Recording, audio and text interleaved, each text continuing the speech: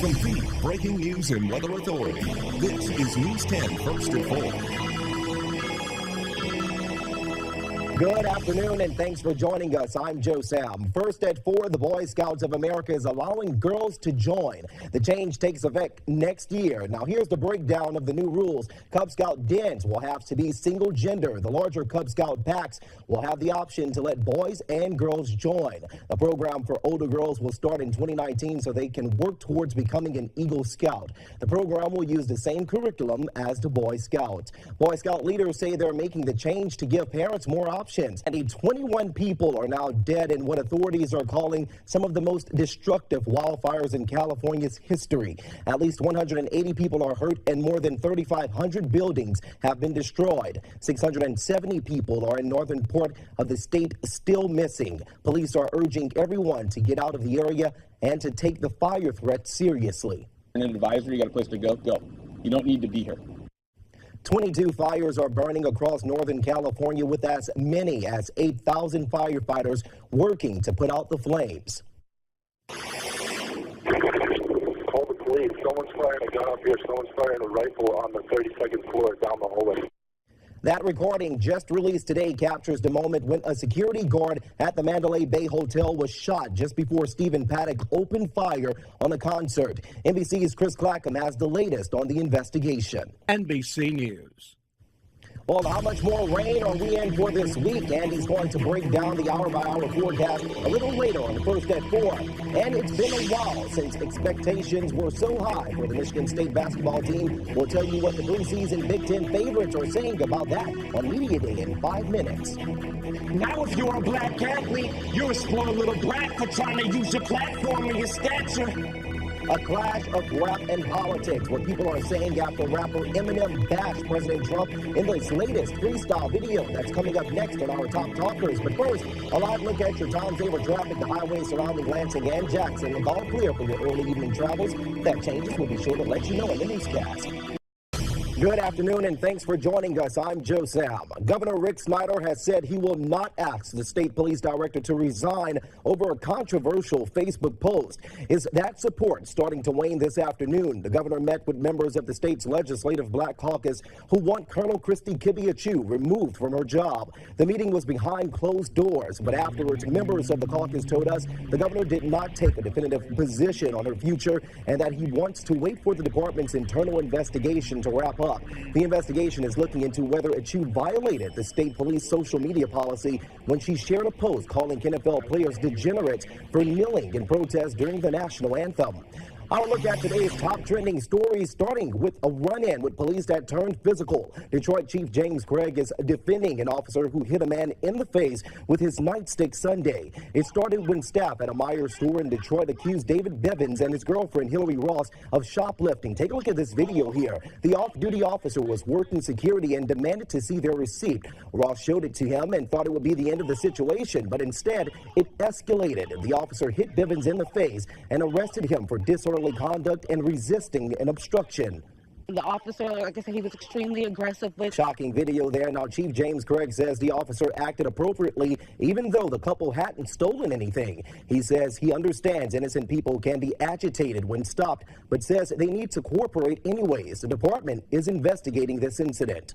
And civil rights groups are asking the U.S. Supreme Court to overturn a law allowing businesses and government workers to refuse services to LGBT people based on their religious beliefs. The law took effect in Mississippi today. Now, supporters say it protects their beliefs that marriage is only between a man and a woman, that sex should only happen in a marriage, and that a person's birth gender cannot be altered. No word if the court will take the case just yet.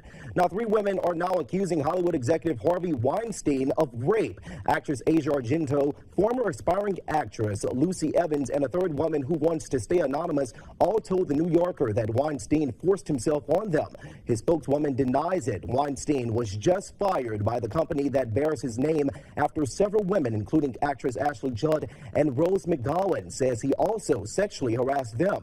Also, youth sports coaches will have to get concussion awareness training every 3 years under a bill headed to Governor Rick Snyder. The state Senate passed it today. Colleges and universities University students will not need to get a parental waiver before they play any intramural sports. Thanks, Andy. At least 15 people are now dead in the California wildfires, and more than 2,000 buildings have been destroyed. There are 16 fires burning in the northern part of the state and another near Los Angeles. The number of dead could rise based on the roughly 200 missing persons reports that have been filed. Vice President Mike Pence spoke at the command center today and thanked the firefighters who are putting their lives on the line. We are profoundly. Many firefighters are working their third straight shift without a break because there's no one left to call in. Around 4,000 people are trying to contain the fires this afternoon.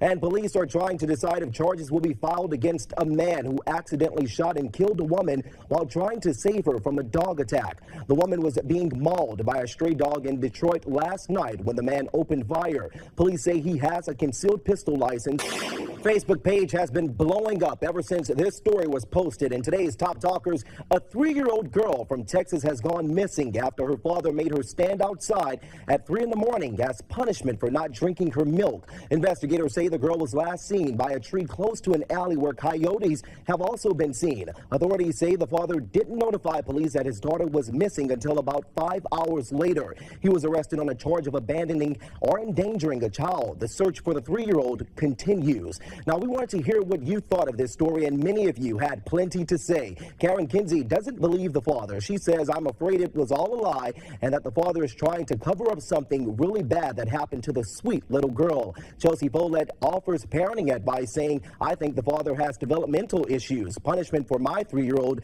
is talking to her and explaining what she did or said was wrong in a firm voice or a calm voice, depending."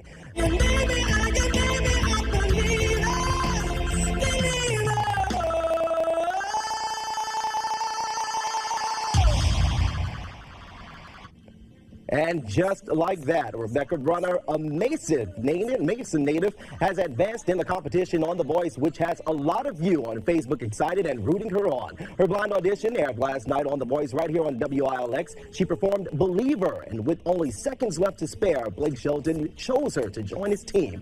Now, the story we aired on her got almost 300 shares and over 1,000 likes. Tonight on News 10 at 6, I'll be talking with Rebecca one-on-one about her experience, while Kirk Montgomery has a one-on-one with the other mid-Michigan native hoping to make it big, Lucas Holiday. Welcome back. North Korea is big on symbolism, which is why analysts expect Kim Jong-un to order another missile test in the next few days. It would coincide with the 72nd anniversary of its founding of its ruling Workers' Party. NBC's Matt Bradley is on the other side of the border in South Korea. Well, Andy, can we expect some trickiness to be happening in the weather for the next couple of days? We're going to get involved. We haven't had a real steady rainy day in a while. We've had periods of the day, but we're going to get into about a 24-hour period of some rainfall. So that means keeping temperatures down. I think we're really going to have a real taste of fall here starting tonight and tomorrow. Yeah, no doubt. It doesn't stay, but let's take a look at Doppler radar, and you see there's a... Take a look at this video here. The storm system, formerly known as Nate, spawned tornadoes in North Carolina late Sunday afternoon. Tornadoes were reported in 3 different counties in the western part of the state as Nate moved inland. Dashcam video shows this funnel cloud dipping down from clouds in Caldwell County. The powerful storms caused heavy damage to homes and businesses. Now, dozens of residents have been displaced as a result of extensive damage, and many remain without power. Now, Andy, reports show that this is why many people are afraid of hurricanes, but it's not just the hurricanes that you have to worry about, but the tornadoes that spawn as well. The makeup of the hurricane obviously is bands of thunderstorms, pretty intense storms, and as it comes over land, it's still there. So you have the thunderstorms, and then aloft, you got some pretty well-established winds. So you can easily stir up a very fast, quick tornado. They don't last very long, but it's a real commonplace, especially as you get along the Gulf Coast. So yeah, it's sort of that combined with the hurricane winds when it first comes on shore, it's like a 1-2 punch. Yeah, it's scary seeing that cloud just come straight down into the ground. I mean, it's right back up again. Yeah. Oh, my goodness. Well, thanks, Andy, for that. Now, of course, has any part of your financial life been impacted by that massive Equifax data breach? David Andrews is here with suggestions for keeping your money safe moving forward. Reviewing account statements can also add to your financial protection. High Tech Society high-tech crimes. Mhm. We all, It's scary. Every time you talk about someone's money, yeah, and losing it. that's the scary part of it all. Not a good thing. Oh, thanks, David, for all of that information. Very important for you guys to know, and also important whether it's at home, work, or at the store. You see a lot of people with their phones in their hands as they walk into the bathroom. A new study out of the UK says that's downright unsanitary. They looked at 27 phones belonging to teenagers and found up to 20 different kinds of bacteria on all of them. Most of the bacteria are harmless, but some are known to cause urinary tract infections and intestinal illnesses. Those germs ride the plume from the toilet to the phone, and when you flush, from there they hop onto your hands and face. Now, the fact that a kid doesn't want to do his or her homework doesn't necessarily mean they're lazy or hate school. Well, homework is supposed to be an opportunity to practice the skills students are learning in school, but for many families, it's a major source of conflict and frustration. Dr. Frank McGeorge talked to an expert about ways to end the homework drama. I'm always trying to think of, like, why? Well, good old homework. We all love it. Well, that does it for today's edition of First at 4. Stay tuned for more of today's top talkers and stories on News 10 at 5 and 6. Rain's on the way. Going to be here all day Wednesday, which means cool temperatures. All those details coming up.